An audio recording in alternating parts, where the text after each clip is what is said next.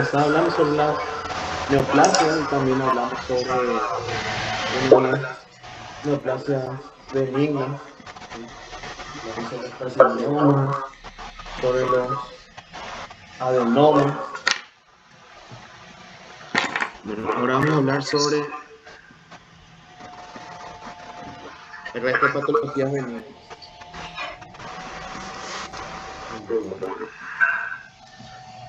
Como saben, la glándula tiroides es una glándula endócrina que se encarga prácticamente del metabolismo de todo el cuerpo, ¿sí? De funciones cardíacas, funciones musculares, funciones nerviosas, funciones endocrinas, ¿sí? Se encuentra ubicada en el cuello, en la porción anterior a lo que sería la tráquea y la laringe, por debajo de la laringe, en la tráquea. Consta de dos lóbulos. Sí. Voy a poner para grabar. Sí, ahora Recording in progress. Bueno, está compuesta anatómicamente por dos lóbulos, derecho, izquierdo, y un istmo un poquito más pequeño, ¿verdad?, que conecta esos dos lóbulos. Está regulada, ¿verdad?, por una hormona también que es producida en la hipófisis. Esta hormona se llama la hormona estimulante de la tiroides, ¿verdad?, o TSH, ¿sí? Las hormonas que se producen en la tiroides son la T3, T4 o triiotironina y la T4.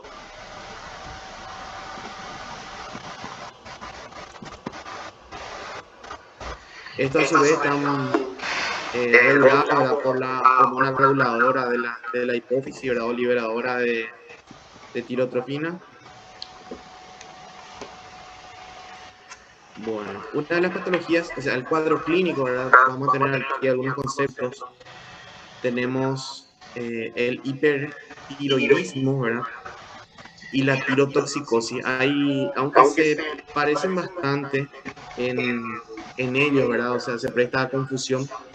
La tirotoxicosis sería un estado, ¿verdad?, que está causado en todo el cuerpo, un estado metabólico, a consecuencia de la elevación de la T3, ¿verdad?, que es la triiotironina, y la T4, la tiroxina, ¿sí? El hipertiroidismo, este término se utiliza cuando la tirotoxicosis, o sea, ese estado hipermetabólico del cuerpo, se debe a una hiperfunción, pero de la tiroides, o sea, no tiene en cuenta digamos que otras zonas, otras ubicaciones, otra procedencia de estas hormonas, ¿sí? Como vamos a ver más adelante, estas hormonas no solo se producen en la tiroides, sino que también se pueden producir en otras patologías, en otras partes del cuerpo, y también pueden ser, digamos, de procedencia exógena, o sea, pueden ser insertadas al cuerpo, ¿sí? Entonces, tirotoxicosis es un estado hipermetabólico, ¿verdad?, en el cuerpo, que se desarrolla en el cuerpo debido a una elevación de la T3 y la T4. Y el hipertiroidismo se utiliza cuando esa tirotoxicosis se debe a una hiperfunción, pero procedente de la glándula tiroides, ¿sí? Este hipertiroidismo puede ser primario, ¿verdad?, cuando se debe a anomalías intrínsecas de la tiroides, y secundarios cuando son debidas a procesos, ¿verdad?, que son externos a la tiroides, ¿sí? Entonces, hipertiroidismo primario, hipertiroidismo secundario.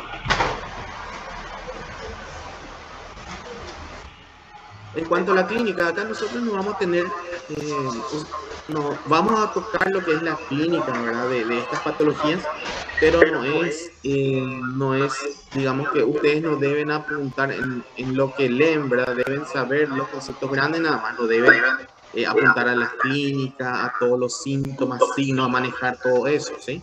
Nosotros vamos a enfocarnos a lo que es anatomía patológica, pero igualmente debemos de tocar la clínica para que ustedes se den cuenta, ¿verdad?, de cómo funciona la tiroides, de cuáles son las repercusiones, las consecuencias que pueden tener, ¿verdad?, el mal funcionamiento o las patologías benignas que se vayan presentando en esta glándula, ¿sí? Entonces las manifestaciones clínicas están relacionadas a un estado hipermetabólico, ¿sí? En el hipertiroidismo. Hablamos de un estado hipermetabólico que está producido o que está inducido por las hormonas tiroideas. Recuerdo nuevamente T3 y T4. Hay una hiperactividad del sistema nervioso simpático, ¿sí? Las manifestaciones pueden ser, se pueden dar en múltiples órganos. Por ejemplo, a nivel del corazón, hay un aumento de la contractilidad del corazón, resultando esto en taquicardia, en arritmias, en palpitaciones, ¿verdad? Y si eso no se soluciona, si eso sigue progresando, se cronifica, entonces vamos a tener como consecuencia cardiomegalia y también insuficiencia cardíaca congestiva. A nivel de otros órganos, tenemos por ejemplo el sistema neuromuscular, donde se presentan temblores, ansiedad, falta de concentración, insomnio, la habilidad emocional. Todo esto era por actividad excesiva del sistema nervioso simpático. Recuerden eso. En cuanto a los músculos esqueléticos, hay una debilidad muscular con una disminución de la masa muscular. Generalmente las personas hipertiroideas, ¿verdad?, suelen ser delgados, con poca masa muscular. Entonces hay debilidad muscular y disminución de la masa muscular. A nivel de la piel suele estar caliente y húmeda, ¿sí?, por el aumento de la sangre periférica. A nivel gastrointestinal hay una mayor actividad simpática, entonces puede haber hipermotilidad y puede haber hiperfagia, por ejemplo, aumento del consumo de alimentos, ¿verdad? Pero a su vez con pérdida de peso. Esta pérdida de peso se debe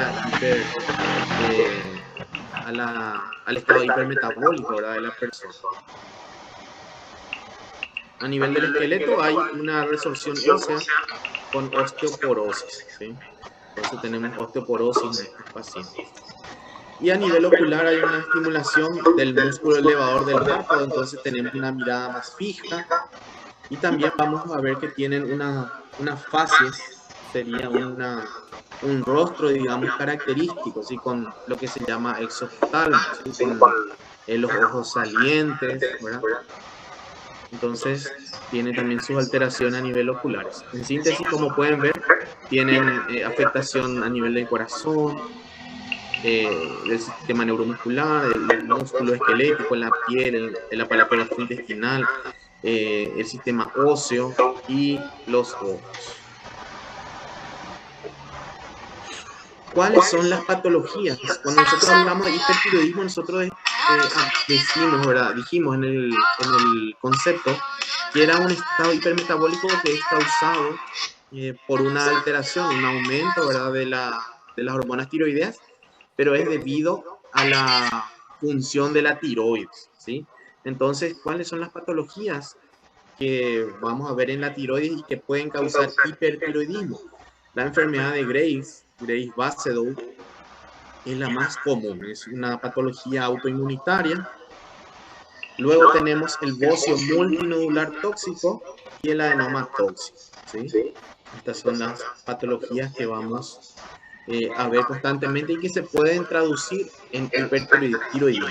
Nosotros cuando hagamos el diagnóstico, ¿verdad?, un diagnóstico patológico, por ejemplo, de un nódulo tiroideo o de un bocio, nosotros vamos a estar diagnosticando estas patologías, o una enfermedad de Graves, un bocio, un bocio nodular, ¿verdad?, un bocio multinodular, un bocio simple, ¿sí? No vamos a estar diagnosticando hipertiroidismo. El hipertiroidismo ya sería una consecuencia metabólica en todo el cuerpo, ¿verdad?, en todos los órganos, pero con un trasfondo localizado en la tiroides, ¿sí? Luego tenemos otras patologías más raras, por ejemplo, tiroiditis, ¿verdad?, la inflamación de la tiroides, a eso le llamamos tiroiditis. También puede causar hipertiroidismo. Después tenemos el carcinoma tiroideo con hiperfuncionalidad, ¿sí?, el adenoma hipofisiario, ¿verdad?, un sería un tumor localizado en la hipófisis, ¿verdad? Que haya una mayor secreción de TSH, hormona estimulante de la tiroides. También el estruma ovárico. El estruma ovárico es la presencia de tejido tiroideo en el ovario, ¿sí? Entonces, ¿se recuerdan? Ustedes dijimos que tirotoxicosis era un estado hipermetabólico, ¿verdad? Pero no se debía a una hiperfuncionalidad de la tiroides, ¿sí? Entonces, este estruma ovárico, por ejemplo, puede ser uno de los causantes de tirotoxicosis, ¿sí? También el adenoma hipofisiario, por ejemplo, ¿sí? Puede ser un causante de esa tirotoxicosis. Luego tenemos el hipertiroidismo iatrogénico, ¿verdad? O exógeno por administración de hormonas tiroideas, y el hipertiroidismo inducido por el yodo.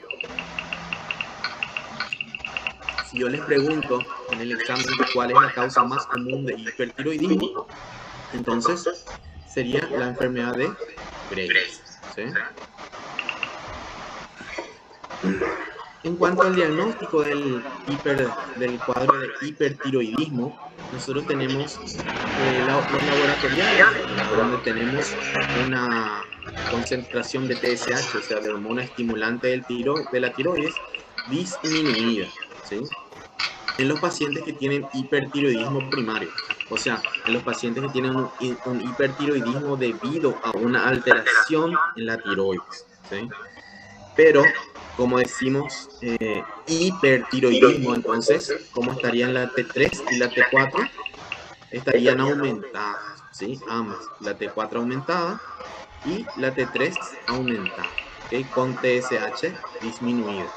Entonces tendríamos TSH disminuida en las que son primarias, ¿verdad? Después T3 aumentada porque es hipertiroidismo y T4 también aumentada. De entre estas dos hormonas, la que más se produce en cantidad en la tiroides es la T4, ¿sí? La T4, la tiroxina. En cuanto a la enfermedad de Graves, que dijimos que era la patología, ¿verdad? Que más frecuentemente produce hipertiroidismo, esta patología es un desorden autoinmune, o sea, es una patología de etiología autoinmune, donde vamos a observar hipertiroidismo, vamos a observar agrandamiento de la glándula, vamos a observar exoftalmos.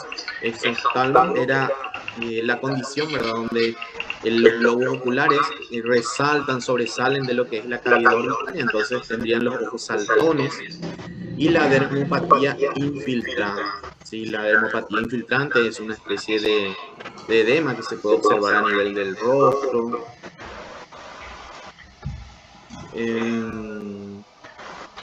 Las causas más frecuentes de hipertiroidismo endógeno, de entre ellas, ¿verdad? Tenemos los mecanismos inmunes, la herencia, el sexo, ¿verdad? Es más frecuente en las mujeres, y probablemente también factores emocionales, ¿sí? Es más frecuente en mujeres de 20 a 40 años, o sea que en mujeres jóvenes, ¿sí? En edad fértil.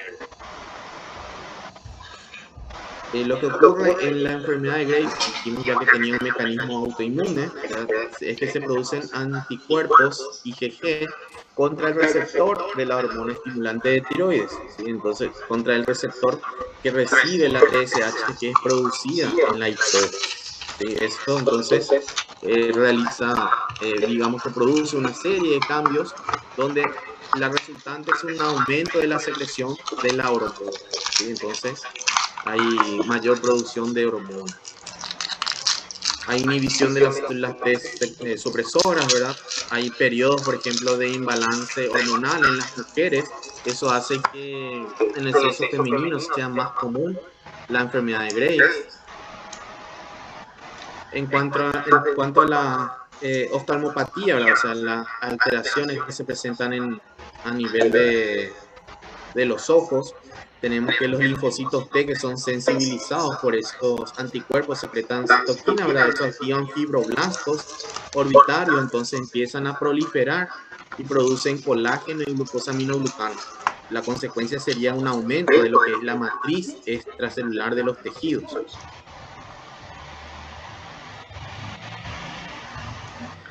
Entonces, nosotros dijimos, ¿verdad?, que en el hipertiroidismo lo que hay es exoftalmia, ¿sí? También había, recuerden, una estimulación de lo que es el músculo elevador del párpado, ¿sí? Entonces, vamos a ver que las facies, que serían el rostro, la cara de los pacientes, presenta ojos saltones, ¿sí?, de mirada fija, como en este caso. Aquí pueden observar. Aparentemente da la impresión de que estos ojos están saliendo, protruyendo de la cavidad orbitaria.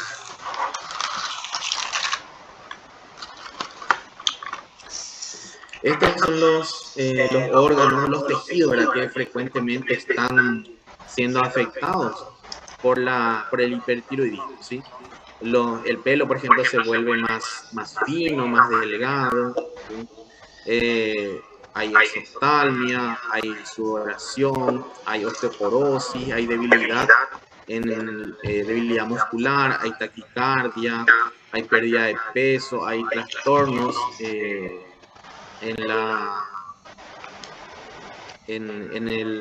el periodo menstrual, ¿verdad? Hay oligomenorrea y hay temblores.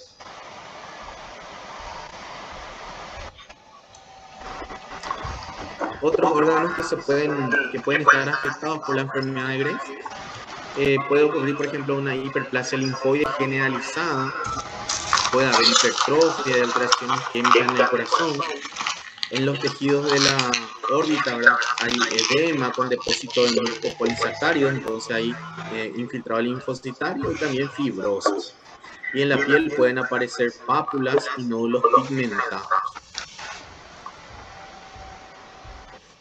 En la enfermedad de Graves, ¿cómo se encuentra macroscópicamente la tiroides? Va a tener un aumento simétrico y difuso de la tiroides. Va a pesar unos 80 gramos, que no es, digamos que no es muy llamativo, ¿sí? No es demasiado. Nosotros vamos a ver, por ejemplo, que en el bocio coloide multinodular, la tiroides llega a pesar 200 gramos, por ejemplo. Entonces, comparado a eso, el aumento en la enfermedad de Graves no es tan acentuado. El aspecto es homogéneo, es similar al músculo, de un color rojo claro y tiene una cápsula intacta, ¿sí? Entonces es un aumento simétrico de toda la glándula. Microscópicamente vamos a observar hiperplasia, hipertrofia de las células epiteliales foliculares, ¿sí? Y va a haber un aumento del tejido linfoide estromal, ¿sí? Y hay coloide claro con bordes festoneados. Pueden haber formación de papilas sin centros fibrovasculares. Entonces se pueden formar papilas con un aspecto que no es similar al carcinoma papilar. En el carcinoma papilar, por ejemplo, nosotros teníamos formación de papilas, ¿verdad?, con ejes fibrovasculares, pero en este caso se forman pequeñas papilas en el epitelio de los folículos linfoides, pero no tienen ejes fibrovasculares. Como ven aquí, en la tonalidad de la tiroides ya es de un color rojo, rosado, de aspecto del músculo, ¿sí? Y el agrandamiento es difuso, es simétrico, no es que vemos el agrandamiento de un lóbulo, ¿verdad?, mucho más acentuado que el otro lóbulo, sino que todo es simétrico. Microscópicamente, entonces dijimos que habían formaciones papilares como estas, ¿sí? Aquí se forman pequeñas papilas, pero no hay eje fibrovascular. Después también teníamos infiltrados linfocitarios, ¿sí?, como aquí, pero que no son tan acentuados como, por ejemplo, en otra patología, que es la tiroiditis de Hashimoto, ¿sí? En este caso se pueden ver esos folículos linfoides. Después también tenemos la hiperplasia y la hipertrofia, ¿verdad? Hiperplasia de los folículos tiroideos, ¿sí? Aquí ven que se encuentran agrandados, se forman estas estructuras papilares, pero sin eje fibrovascular, y también las células aumentan de tamaño, ¿verdad? Eso sería hipertrofia, pero ese aumento es, digamos que es un aumento difuso O sea que todas las células aumentan por igual de tamaño, ¿sí? No es que algunas aumentan, otras no aumentan. Entonces es un aumento parejo del tamaño. Aquí hay otra imagen. Entonces vemos aquí como hay formación de papilas, ¿sí? Aquí se forman pequeñas papilitas. Las células pueden ser cilíndricas, cuboideas, ¿sí? Como les dije, pueden aumentar difusamente y en forma pareja de tamaño. No hay ejes fibrovasculares. Pueden haber infiltrado linfocitario, folículos linfoides. ¿Cómo estaría laboratorialmente las hormonas tiroideas? En la enfermedad de Graves dijimos que la T3 y T4 estarían aumentadas, ¿sí? Y a eso le sumaríamos una disminución de la TSH. Y hay mayor captación de yodo radioactivo en forma difusa, ¿sí? Por eso el agrandamiento es difuso, porque en toda la glándula se capta el yodo radioactivo. El tratamiento según la sintomatología, por ejemplo, si el paciente presenta taquicardia, palpitaciones, temblores, se le administra bloqueadores beta-adrenérgicos. Esto no hace falta que sepan, es para que tengan una idea. Si hay una disminución de síntesis de T3, T4, ¿verdad? Entonces se le administra tionamida, ¿verdad? O propiltiuracilo. Se puede hacer ablación con yodo radioactivo, ¿sí? También se puede recurrir a la cirugía como un tratamiento, digamos, en última instancia. El otro grupo de patologías que podría causar un hipertiroidismo, o sea, un cuadro de hipertiroidismo, es el bocio.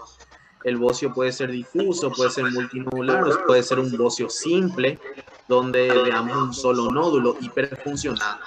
¿Se acuerdan que nosotros habíamos hablado en la clase pasada cuando tocamos las neoplasias, que en los adenomas, estos adenomas podían ser hiperfuncionantes, ¿sí? Entonces, en estos casos, por ejemplo, en el bocio, ¿verdad? Estos nódulos pueden ser múltiples, pueden ser únicos y pueden ser hiperfuncionales. Entonces, ¿qué es el bocio? Es un aumento del tamaño de la tiroides en forma difusa, ¿sí? Entonces, toda la glándula tiroides aumenta simétricamente o puede ser nodular, o sea que nosotros tendríamos un aumento nada más de la glándula tiroides que se manifestarían por nódulos, o sea, se estarían formando nódulos hiperfuncionales, ¿sí? Entonces, en esos nódulos van a estar reflejadas las alteraciones en la síntesis de hormonas tiroideas, ¿sí? Esto se da, por ejemplo, en cuadros donde hay dietas pobres en yodo y otras influencias, por ejemplo, de consumo de sustancias que son bociógenas, o sea, que son sustancias o alimentos que favorecen la formación de bocio. Por ejemplo, el consumo de coliflor, el consumo de la mandioca. También el consumo de productos que crecen donde hay bastante tiocianato. ¿Qué es el tiocianato? El tiocianato es un producto que es consecuencia, que se encuentra en el suelo, ¿verdad? Y contamina el agua, contamina los alimentos y es producto de la manipulación o del, ¿cómo es que se dice? Manipulación y el trabajo, ¿verdad? Por ejemplo, en el oro, en la plata, ¿verdad? En materiales de oro, plata, cuando se manipula esos metales, entonces el carbón también, por ejemplo, esos suelen liberar tiocianato y ese tiocianato pasa al suelo, ¿verdad? Y puede contaminar el agua o puede contaminar el suelo y con ello los alimentos, ¿verdad? que se producen allí o que crecen allí en ese suelo. Entonces, al ser esos consumidos por el humano, ¿verdad? Como son sustancias bociógenas, entonces son un factor de riesgo para el desarrollo del bocio. En este bocio, ¿verdad? Hay también elevación de lo que es la TSH, a diferencia, ¿verdad?, de la enfermedad de Graves, donde había una disminución de la TSH y hay una alteración de la síntesis de hormonas tiroideas, hay una disminución de lo que es T3 y T4, ¿sí? Entonces, esa disminución de T3 y T4 hace que el cuerpo, digamos, le ordene a la hipófisis, ¿verdad?, a producir, a segregar, a enviar más hormona estimulante de la tiroides a la tiroides, ¿sí? Sin embargo, el problema no está ahí, el problema está en la deficiencia de yodo. Entonces, la tiroides, recibiendo la orden, ¿verdad?, de la TSH de aumentar su esfuerzo, su trabajo, debido a una disminución de la T3 y T4, lo que hace es hiperplasearse, se empieza a formar, empiezan a aparecer allí los nódulos hiperfuncionantes o empieza a aumentar de tamaño, ¿sí? Eso es lo que sucede. Como consecuencia tenemos hipertrofia, hiperplasia de las células, ¿verdad?, de todos los folículos tiroideos, que como les dije puede ser difuso, abarcando toda la tiroides, o puede ser en nódulos, ¿verdad?, nódulos únicos o nódulos múltiples. Entonces, en esto tenemos totalmente lo contrario, en el bocio tenemos totalmente lo contrario a la enfermedad de Graves. En la enfermedad de Graves teníamos aumento de T3, T4, disminución de TSH, y en el bocio tenemos elevación de la TSH y disminución de la T3 y T4. ¿Sí? ¿Cómo es el bocio difuso simple? ¿Sí? Vamos a hablar del bocio difuso simple y luego del bocio multinodular. En el bocio difuso simple, macroscópicamente hay un aumento difuso del tamaño glandular que rara vez supera los 100 o 150 gramos. ¿Sí? Como es difuso, entonces no suele ser muy acentuado el crecimiento, no suele pesar tanto. Microscópicamente vamos a tener un estadio hiperplásico y un estadio coloide. El estadio hiperplásico, los folículos están revestidos por un epitelio cilíndrico, está formando a veces papilas, ¿verdad? Y que están intercalados con folículos muy dilatados con epitelio cúbico.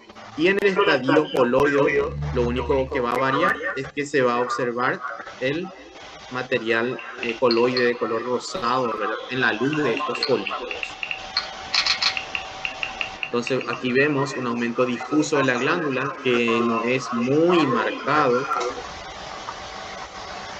Vemos aquí que aumenta el lóbulo derecho, esto es lóbulo derecho, esto es istmo, esto es lóbulo izquierdo, ¿sí? El aumento se da simétricamente. Aquí vemos que al seccionar se observa un solo nódulo. Probablemente esto sea normal, pero aquí esté nuestro nódulo. ¿Sí? En esta zona está nuestro nódulo. Entonces, nosotros seccionamos este lóbulo y allí estaríamos viendo un solo nódulo. Los nódulos suelen tener un color carnoso, no suelen tener cápsulas, suelen estar bien delimitados, pueden tener áreas de hemorragia también, pero no presentan otras características que ya les voy a citar cuando veamos el bocio multinodular. Entonces aquí vemos que hay hiperplasia de los folículos tiroideos, ¿sí? Todo esto son folículos hiperplásicos. Estas son zonas de hemorragia, ¿sí? Se ven abundantes eritrocitos aquí, que correspondería probablemente a esta zona más de color roja oscura que se observa. Aquí una foto más cerca, vemos los folículos, ¿verdad?, agrandados de tamaño. Aquí hay folículos de tamaño normal, aquí están folículos agrandados. Entonces en esta fase, ¿verdad?, donde nosotros vemos este coloide rosado, tenemos el estadio coloideo, ¿sí? Aquí vemos los folículos nuevamente. Y después está el bocio multinodular, ¿verdad?, que este bocio multinodular suele aparecer posterior a episodios recidivantes, o sea, episodios reiterativos del bocio simple, ¿sí?, del bocio que nosotros acabamos de ver, de este bocio. Entonces, cuando este bocio aparece, luego desaparece, vuelve a aparecer, ¿verdad?, entonces se puede, digamos, cronificar y puede evolucionar a un bocio multinodular.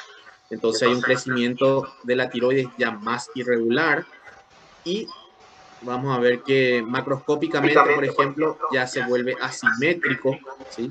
Con múltiples nódulos y ya tiene un mayor peso, un mayor tamaño.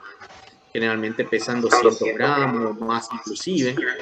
Los nódulos coloides son de color beige, amarillo y ya tienen hemorragia y tienen otras complicaciones que nosotros siempre hablamos, ¿verdad? Que se observan en una inflamación crónica.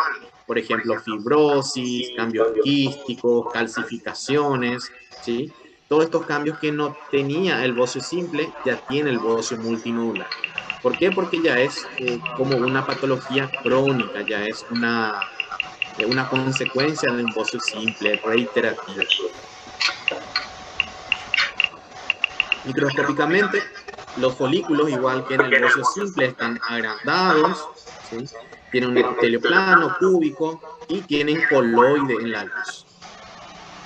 Hay áreas de hipertrofia y hiperplasia epitelial, así como en el bocio simple también, pero hay zonas de alteraciones degenerativas, ¿verdad? Que nosotros describimos. Por ejemplo, la fibrosis, los quistes, las calcificaciones, ¿sí? Todos esos cambios también se observan microscópicamente. Entonces, hay diferencias macroscópicas y microscópicas entre el bocio simple y el bocio multinodular. El bocio simple suele ser un nódulo, suele haber hemorragia, hiperplasia, hipertrofia de folículos, hay digamos, una fase donde aparece el coloide, y el bocio multinodular ya sería consecuencia de múltiples reiteraciones del bocio simple. Y como se trata de una patología, digamos, crónica, con inflamación crónica, entonces ya aparecen las calcificaciones, aparecen la fibrosis, hemorragia antigua, formaciones de quistes, y la glándula tiroides ya aumenta mucho más de tamaño y también ese aumento es asimétrico. Entonces vamos a observar una glándula tiroides de esta forma. Como ustedes pueden ver aquí, se observa un nódulo, ¿verdad? De gran tamaño. A ver, tiene unos 3 centímetros aquí de diámetro, 3 por 2 centímetros aproximadamente. En el lóbulo izquierdo, en el derecho se observa otro pequeño nódulo un nódulo más chico, ¿verdad? Menos de 1 centímetro de diámetro. Entonces se pueden dar cuenta ustedes que esto ya es el lóbulo izquierdo es mucho más grande que lo que es el lóbulo derecho. Aquí al seccionar vemos que se observa un nódulo en este caso, pero estas zonas blanquecinas aquí corresponden a zonas probablemente de calcificación, ¿sí? Entonces nosotros al cortar vamos a ver que vamos a sentir, ¿verdad? Que no se puede cortar, que es bien sólido, cuesta cortar con las cuchillas. También hay múltiples formaciones de quistes, ¿ven? Todas estas son formaciones quísticas que se observan. Aquí también vemos aquí en esta zona un nódulo, aquí vemos otro nódulo. Estos blancos que se observa aquí en la periferia son calcificaciones, ¿sí? Estas son áreas bien sólidas que cuesta cortar. Aquí todas estas son calcificaciones. Aquí vemos un lóbulo donde se observa aquí un nódulo, aquí otro nódulo, aquí otro nódulo, aquí otro nódulo. Aquí se observa otro, aquí otro, aquí otro. ¿eh? Son múltiples nódulos, por eso se denomina bocio multinodular. Y macroscópicamente también, si nosotros cortamos esto aquí, o sea, en el momento de cortar con las cuchillas, se va a sentir que tiene zona de fibrosis, de calcificaciones. Y también se observa macroscópicamente las formaciones de quistes. Aquí tenemos un quiste, aquí tenemos formación de otro quiste, aquí otro quiste. Microscópicamente lo mismo, esas calcificaciones nosotros vamos a ver como depósito de calcio aquí en el parénquima tiroideo. Estos múltiples nódulos nosotros vamos a ver a poco aumento, ¿verdad? Como nódulos que se van formando, ¿sí? Vemos la hiperplasia aquí de los folículos, de los folículos tiroideos.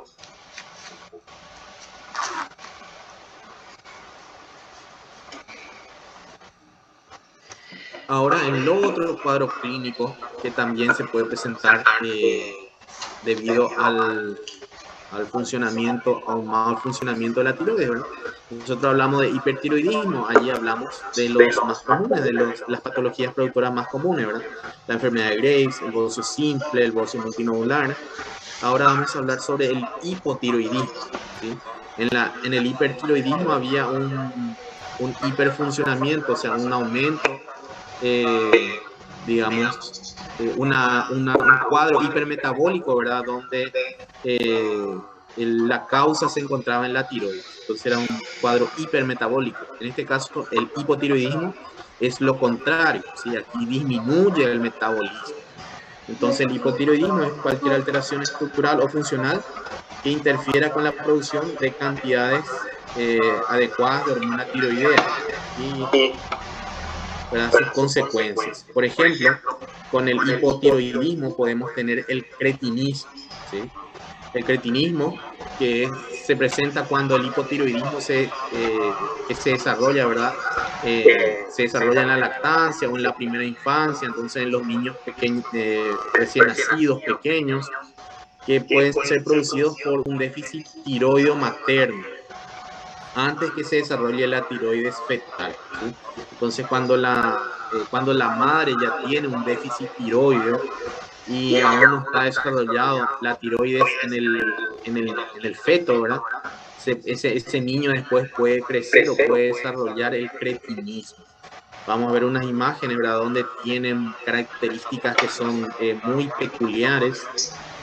Por ejemplo, presentan alteraciones a nivel del sistema esquelético, presentan alteraciones en el sistema nervioso central, con consecuencias como el retraso mental, el enanismo, una cara, ¿verdad?, peculiar, una cara tosca, protrusión de la lengua y hernia umbilical. Y el mixedema es el hipotiroidismo, pero en niños mayores o en adultos, ¿sí? Este niño, por ejemplo, como ustedes pueden ver, presenta aquí la hernia umbilical, presenta un abombamiento del abdomen, ¿sí? Un abdomen distendido, presenta un rostro ya peculiar, un rostro tosco, una nariz, nariz chata, ¿verdad? Ancha, ¿sí? Aquí vemos, presentan hipotonía, eso quiere decir que los músculos del cuerpo no tienen suficiente tono, están como blandos, y las facies mixedematosas, por ejemplo, el aumento, ¿verdad?, de lo que es la lengua, la macroglosia, ¿sí? Glosia viene de lengua y macro de aumento, ¿sí? Entonces el aumento del tamaño de la lengua, hablamos de hernia umbilical, abdomen distendido también, ¿sí? En este caso este bebé tiene 3 meses de edad. Y después dijimos que el mixedema era muy similar al cretinismo, pero se presentaba ya en niños mayores o en personas adultas, ¿sí? Entonces el mixedema es una alteración de los tejidos donde se caracteriza ese tejido por acumular líquido, entonces hay edema. Y ese edema, ¿verdad?, se produce por infiltración de la sustancia, ¿verdad?, mucosa en la piel y también a veces en los órganos internos. Entonces se puede tener, por ejemplo, derrames pericárdicos, derrames pleurales. Y esto afecta a quienes tienen la función tiroidea prácticamente nula. Entonces a las personas que prácticamente no producen hormonas tiroideas. Entonces vemos aquí como hay edema en los labios, ¿sí? También aquí tienen una facie muy característica, tienen edema aquí en la parte inferior, digamos, de la cara, en el cuello, tienen macroglosia, tienen un engrosamiento de lo que es el tejido celular subcutáneo en la piel. También tienen una piel seca, una piel con ojeras, ¿sí?, con bolsas aquí en los párpados. Tienen como una fase, una cara, un rostro cansado, ¿sí?, un rostro fatigado. Entonces, cretinismo en niños recién nacidos y mixedema en adultos o niños mayores. Si la piel también generalmente es seca y tienen somnolencia, o sea, tienen sueño o una fase, una cara de que tienen sueño, de que están cansados, ¿sí? Con todo el edema. Edema a nivel de la piel, edema a nivel del subcutáneo, edema aquí en los pómulos, ¿verdad? Por debajo de los ojos, también el edema en el cuello y edema, recuerden, en las cavidades. Si este mixedema evoluciona, ya se complica con otras alteraciones. Por ejemplo, aparece anemia, palidez, edema periorbitario, que ya habíamos visto, ahora hay macroglosia, el aumento del tamaño de la lengua. Puede haber derrame pericárdico, puede haber derrame pleural. También puede existir el ilio adinámico. Entonces, cuando no hay movimiento en el ilio, ¿sí? No hay tránsito intestinal a nivel del ilio, entonces hay una parálisis intestinal. Se puede traducirse en megacolon o en un cuadro de obstrucción intestinal. Ahora, ¿cuáles son las causas de este hipotiroidismo? Así como teníamos causas del hipertiroidismo, también tenemos causas del hipotiroidismo, ¿verdad? Entonces dijimos que todas las patologías, por ejemplo, que produzcan insuficiencia del parénquima tiroideo pueden causar hipotiroidismo.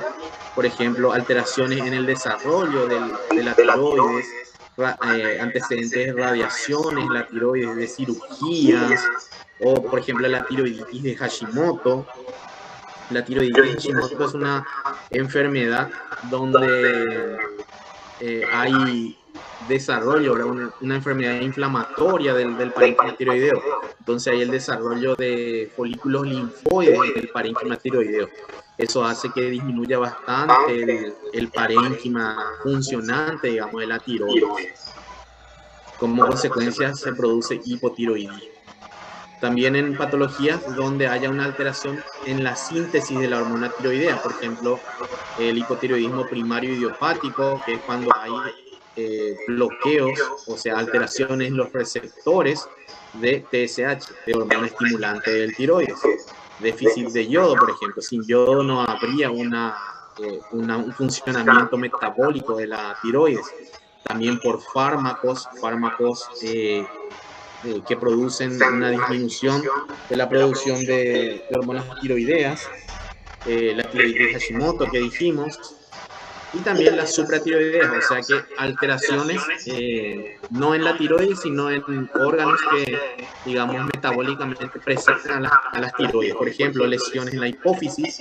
Nosotros habíamos dicho que la hipófisis regulaba el funcionamiento de la tiroides, entonces lesiones a nivel de la hipófisis que reducen la TSH, que es la hormona que regula el funcionamiento de la tiroides, pueden producir hipotiroidismo. Por ejemplo, necrosis hipofisiaria, que se puede dar en el puerperio, traumatismos a nivel de la hipófisis o tumores hipofisiarios. También lesiones en el hipotálamo, que reducen la liberación de hormona liberadora de tirotropina. La hormona liberadora de tirotropina se produce en el hipotálamo. Eso hace que en la hipófisis se produzca hormona estimulante de la tiroides, y esa hormona estimulante de la tiroides es la que regula el funcionamiento de la tiroides. Entonces, si ocurre una lesión hipotalámica, ¿verdad?, por traumatismo, tumores o radioterapia, entonces se pueden ver afectadas todas las glándulas que dependen del funcionamiento de ese hipotálamo. En la tiroides de Hashimoto, como yo les dije, tenemos un infiltrado linfocitario con ya producción de folículos linfoides. Aquí podemos ver los folículos linfoides en esta tiroide. Aquí vemos folículos tiroideos, ¿sí?, células foliculares, coloides, y también en el parénquima vemos folículos linfoides, ¿sí? Entonces es una patología de etiología autoinmune y es inflamatoria. Se producen folículos linfoides en el parénquima tiroideo. Aquí tenemos otra imagen. Aquí tenemos los folículos tiroideos y tenemos el infiltrado linfocitaria. Todo esto son linfocitos. Linfocitos que están ocupando parénquima tiroideo y están haciendo que ese parénquima, ese tejido tiroideo que debe de producir hormonas, que debe de funcionar, ¿verdad?, que sea mucho menor.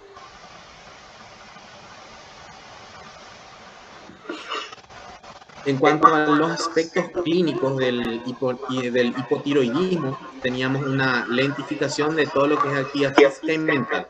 Cuando nosotros hablamos de hipertiroidismo, hablamos de un cuadro clínico hipermetabólico. Entonces teníamos taquicardia, sudoración, teníamos hiperactividad prácticamente en todos los órganos.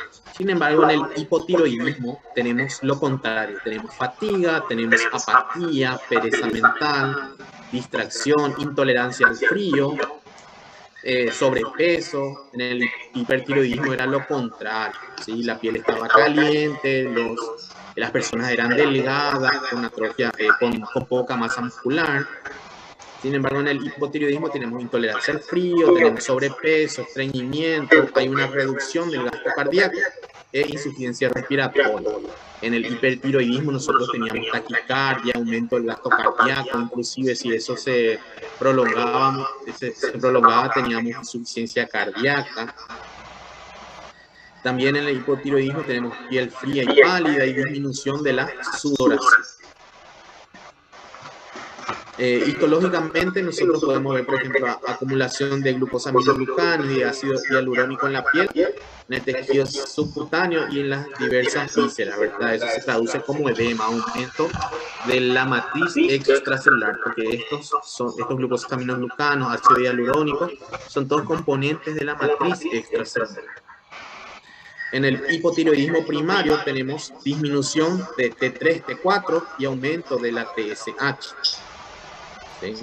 Hipotiroidismo, recuerden, T3, T4 baja, ¿sí? Por eso es hipotiroidismo, y la TSH aumenta, tratando de compensar. Y en el hipotiroidismo secundario y en el terciario también teníamos disminución de la T3, T4, pero a diferencia del primario, la TSH suele ser normal. Y tenemos una punción de tiroides. Generalmente cuando hay una masa palpable o aumento de la glándula tiroides, lo primero que se hace, lo más accesible es punzar, ¿sí?, en un nódulo, ¿verdad? O sea, se suele hacer una ecografía.